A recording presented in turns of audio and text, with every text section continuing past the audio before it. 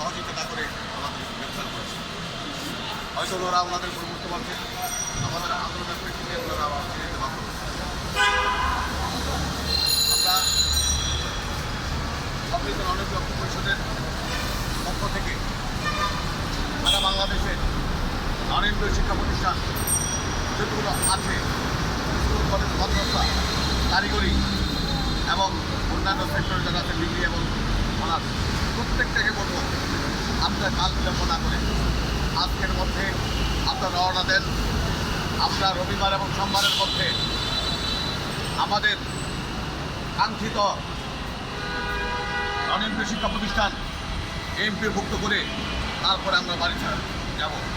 আমরা আশা করি রবি এবং সোমবারের মধ্যেই আমাদের সকল প্রতিষ্ঠান মাননীয় শিক্ষামন্ত্রী, মাননীয় প্রধানমন্ত্রী ওনাদের হস্তক্ষেপে সারা বাংলাদেশের অনেকগুলো শিক্ষা প্রতিষ্ঠান ওনারা একযোগে এমপিভুক্ত ঘোষণা করেন।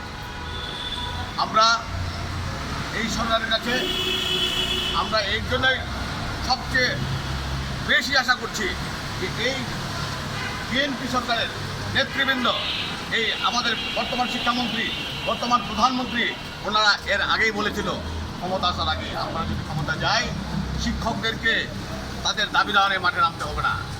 আমরা ক্ষমতায় গেলে তারা তাদের সমস্যা যারা আছে অনেকগুলো শিক্ষা প্রতিষ্ঠান এমপিভুক্তকরণ, এটা আমাদের প্রথম কাজ।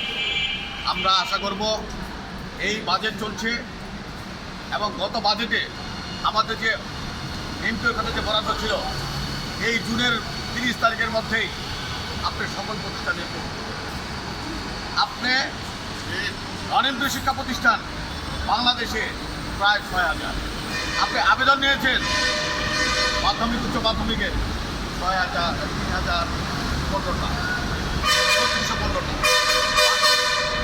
আপনি মাদ্রাসা এবং কারিগরি আবেদন নেন, আবেদন নেওয়ার পর প্রয়োজন বোধে আপনারা ওটা যাচাই করেন সেই আবেদন ঠিক আছে কি নাই, সেই প্রতিষ্ঠানগুলা আপনার স্বীকৃতি আছে কি নাই, সেই প্রতিষ্ঠানের জায়গা জমি আছে কি নাই, সেই প্রতিষ্ঠানের খরচ আছে কি নাই।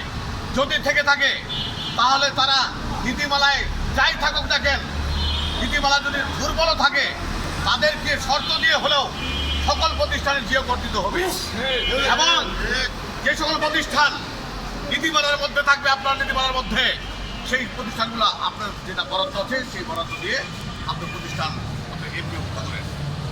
এমপিভুক্ত করতে প্রতিষ্ঠান এমপিভুক্ত করতে আপনার টাকা প্রয়োজন হয় না, এটা আপনাদের সদিচ্ছার প্রয়োজন। আপনাদের যদি মনে করেন বাংলাদেশের 6,000